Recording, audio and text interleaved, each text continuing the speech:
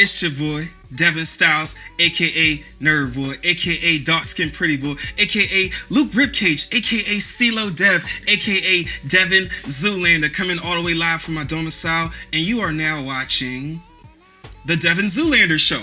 Today, I'm so happy to bring you our featured guest, Domanique Jazmin, who is a rebrand and web design expert. Yay! It's so good to have you here. How are you? I'm doing well. How are you? Oh, I'm good. You know, I'm just staying out the way, laying low, and letting the technology do its thing. Okay, I can get with it. Good. The reason why I brought you here today is because I noticed that you launched your website, and I was looking at it and I was like, yo, this is really impressive. It's really clean and it's really inviting. It's really warm. And when I saw that, I was thinking when I get to that level as far as having a website, I would want to come to someone like you because you clearly know what you're doing. And on the second hand, I was just happy to see that you're a black woman and you're a professional and you're realizing all of your dreams. So with that, can you just tell us a little bit about your company and what you do? So, yes, I am a rebranding and web design expert, and I help women basically level up their businesses and show up online so that they can get paid like the experts that they are.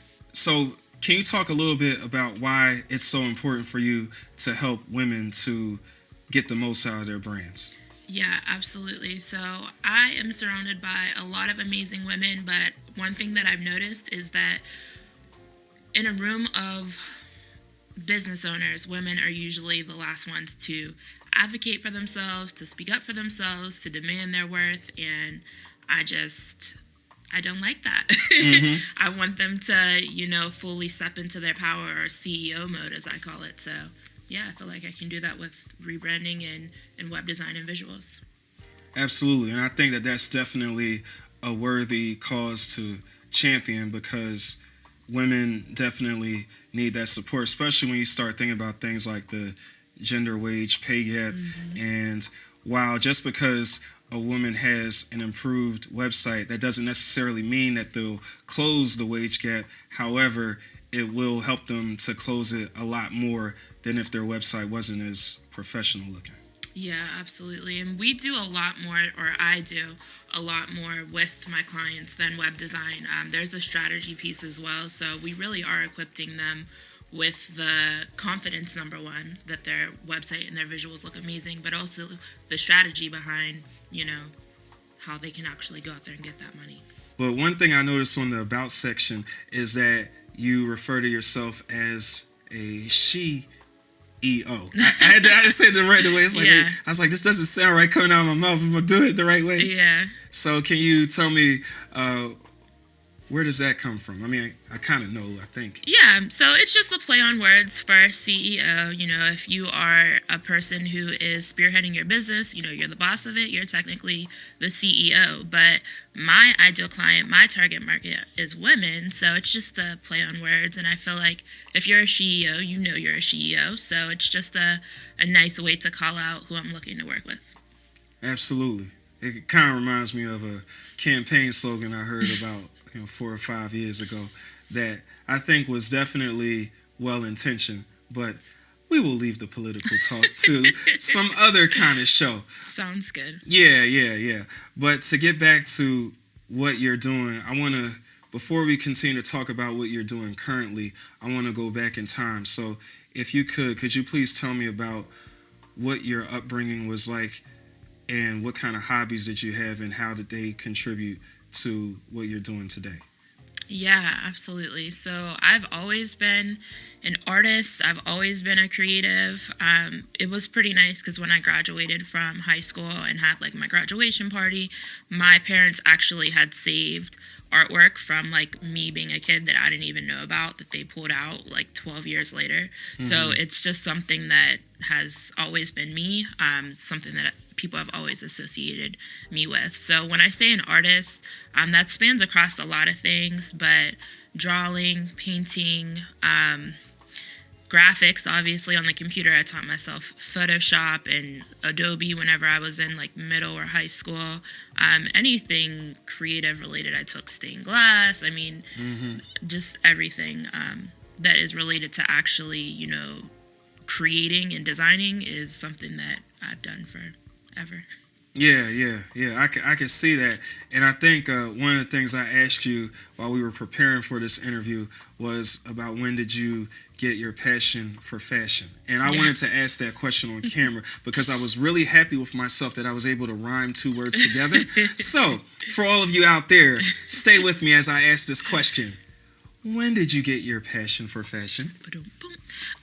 So I was thinking about this whenever you asked me, like, because again, it feels like something that I've always enjoyed, but I would say that I really got into it in middle school because previous to middle school, I went to a private school and we wore uniforms. So I hated it because I felt like everybody looked the same. As a creative, that's a way of expressing yourself. Excuse me. So when I went to middle school, I saw it as, I begged, first of all, to be able to go to the not private school. I really wanted to go to public school. So when I finally got to go, I saw it as a way to express myself. And I feel like that's when I really, really got into fashion. Yeah. Well, the reason why I'm thinking about that is just because I think style is really important.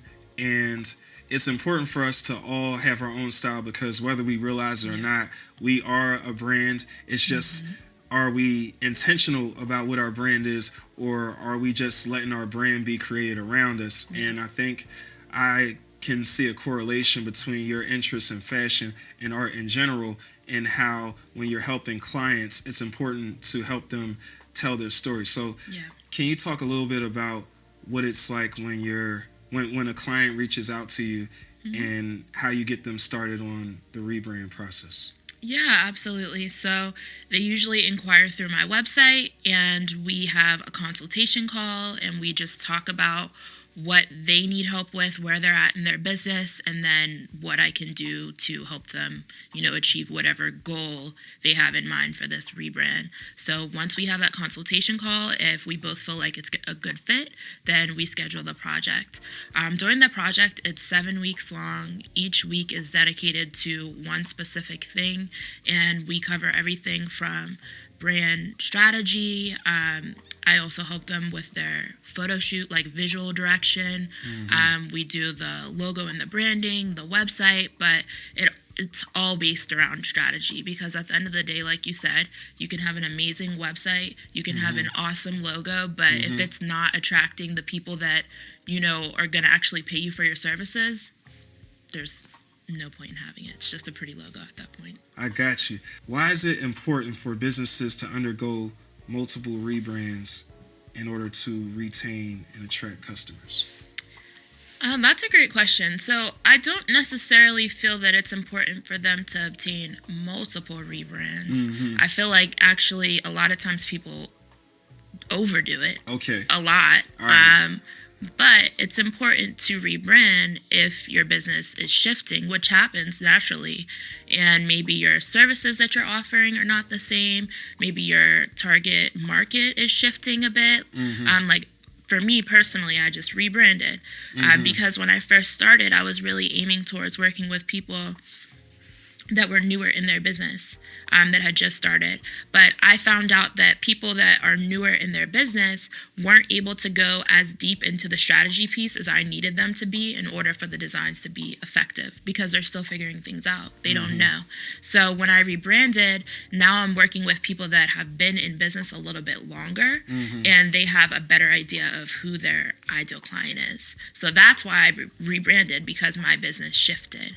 But I didn't just rebrand because I wanted a new website. I rebranded because there was a reason behind it. So I think that rebrands are fine. And, we see larger companies, go through rebrands to kind of keep themselves fresh and relevant. But it's not something where you need to rebrand every year. Got you. And I think I said multiple.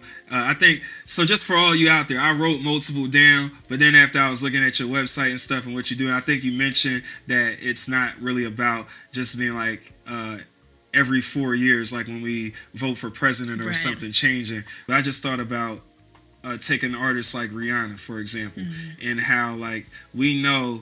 We pretty much know what Rihanna album we're getting based upon what her hairstyle was and what her style was. So can you explain the difference between an artist like Rihanna, who seems to be reinventing herself all the time, versus someone who is a small business owner or even a medium-sized business owner, and what the difference is between Rihanna rebranding and reinventing herself versus them doing it? Yeah, absolutely. So Rihanna has a lot of things that small business owners don't have, and that's the brand loyalty. Right. Her fans are going to ride with her to the end. Right. She could rebrand however she wants, and the people that are with her are with her. Whenever you're a small business or a medium business, somebody who's just starting out, a lot of times you don't have that brand loyalty. You have your family and friends, but you don't have a large audience of paying customers that are going to ride with you no matter what. So that's why it's important to brand and build a solid foundation so you can grow that and eventually be able to, switch things up. But also Rihanna, she switches things up, but her core is still the same. She's still edgy. She's still the same Rihanna. It's just packaged a little bit different. But she hasn't, even with branching off from music and going into, her lingerie or her makeup, it still has the same core. So I think that's the important part too, is that whenever you rebrand, you're not wiping the slate clean completely. You're just thinking of a new way to present yourself, pretty much. Wow, that's really interesting. I know as someone who is just entering the podcasting and vlogging space and trying to build an audience, like I'm always looking for new information about how to better market things. And even like Spectacular from Pretty Ricky, he has Spectacular Academy, where he's basically talking about how to grow your following on social media. And I think so a funny thing happened. I think I paid the initial fee that I needed to pay in order to get access to the videos and all the content that he got regarding that. But then for some reason my card just stopped working, and I think I'm a little backed up on some payments. But so I'm gonna have to check and see, make sure like on the website that I'm still connected. But anyway, that's a quick aside. But one of the things I remember when I was looking at the website more actively is that he has a video where he's talking about being on Instagram and how there are different layouts that people can use in order to make their accounts look more attractive. And I learned about like checkerboard. I learned about using white boxes and just a couple different strategies. So to talk specifically about Instagram, what is some free game? Because I know that you're in business, and we know that for the heavy lifting of rebranding and web design, and we know they got to contact you and go through the proper channels, and y'all can talk business and whatnot.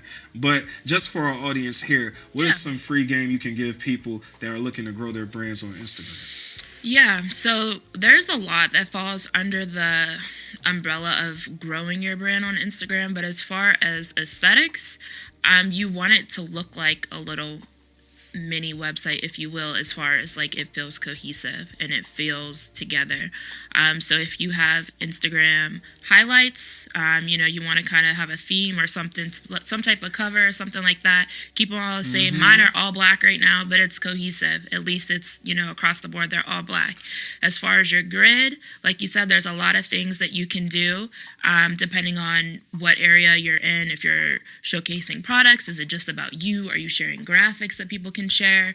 I do the checkerboard myself, where it's every other one is a picture of me, because I want to show my designs, obviously, but I'm also building a personal brand. I don't want people to come to my page and say, these are amazing designs, but who's the designer? So to me, it's important to still have like that personal connection. So I alternate in between my work or a graphic and then like a picture of myself. Because there's a lot of designers that I follow that make beautiful work, but when you go to their page, you have no sense of who they are.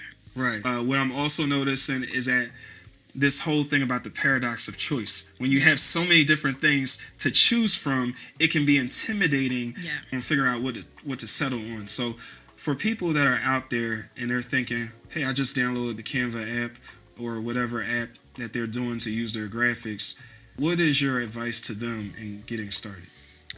Well, I personally say number one, you just have to try things and see what looks good and what feels like the least amount of work but the most effective to you, because you can get really lost in the rabbit hole of content planning to the point where, like you said, it almost becomes overwhelming and then you don't do anything at all, and that's not what you want to happen. So get something out there on your page. If you don't like it, you can always archive it, if you feel like it doesn't look good. But I would also say use a planning app. That's what I do. So there's apps where you can lay out your Instagram without actually posting to Instagram.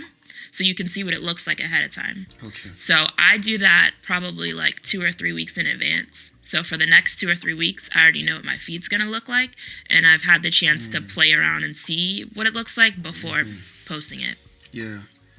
When you brought that up about how you are planning these things out 2 or 3 weeks in advance and actually look, not just planning out what you're going to post, but actually looking at the layout, you know exactly what the order is and stuff like that. I think that's really important. And it just reminded me, somehow there's a weird connection between content planning and meal prepping. Yeah. I just said that just because I think about, I haven't been to the gym, man. I need to get out there, and people be like, all right, you want to add some muscle, so you got to eat the right foods and whatnot.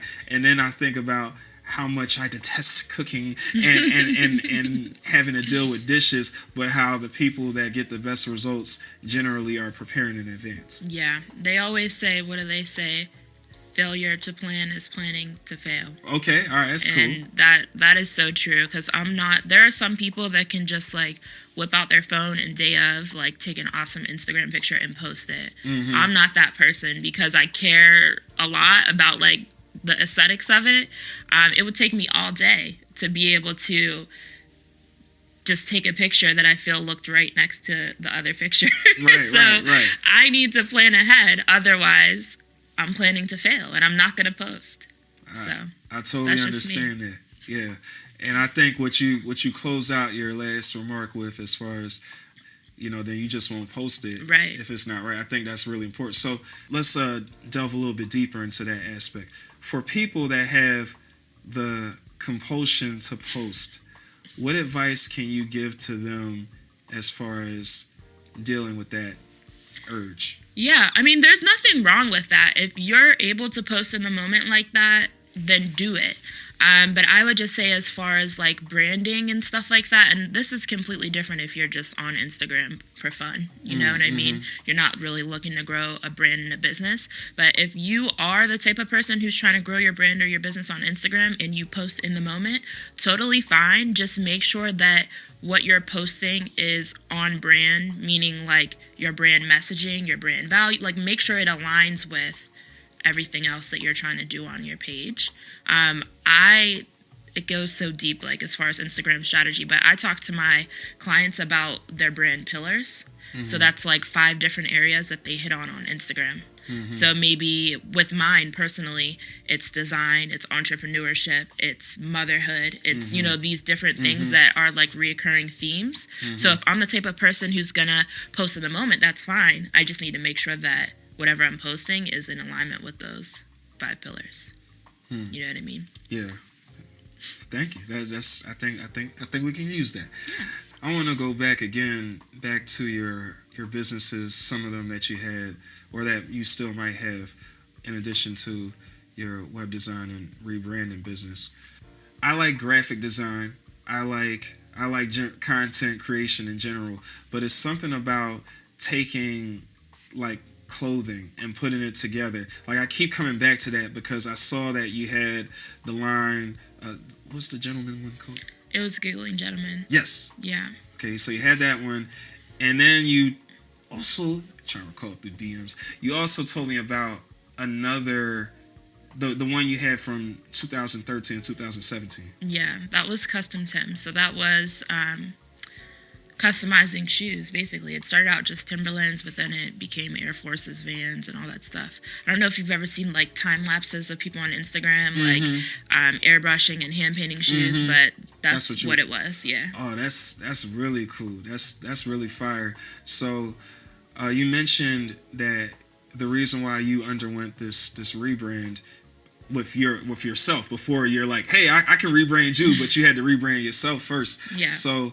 can you talk to me a little bit about what caused the shift in where your focus was with fashion and your other businesses and where it is currently? Yeah, so a few things caused that shift. As we mentioned, I had the custom Tims. I started that right when I was in school. I went to school for fashion design, so I was sewing things there. Funny enough, when I'll tell the story because it'll make more sense. But Okay. I originally went to my college. You go to a tour to like see if you like it. I went touring for graphic design. When I went there, I thought that the program looked really boring. They only highlighted packaging design and labels, and it was not like anything that was interesting to me. So I kind of was a little bit defeated, but as we left, she was mentioning, is there anything else that you're interested in? And she had mentioned fashion design, and I was like, okay, let's go check it out. So when we walked past, where all the fashion design students were in the classrooms, of course they had the display cases with like their stuff, and it was just a lot more like visual and exciting. So that's why I ended up going for fashion. I actually didn't initially want to go for fashion or think that that was even a possibility, but when I saw the graphic design and it didn't look like that great, I leaned towards fashion. So I finished my degree in fashion, but I'll tell you, about a year in, I realized it's a lot of work.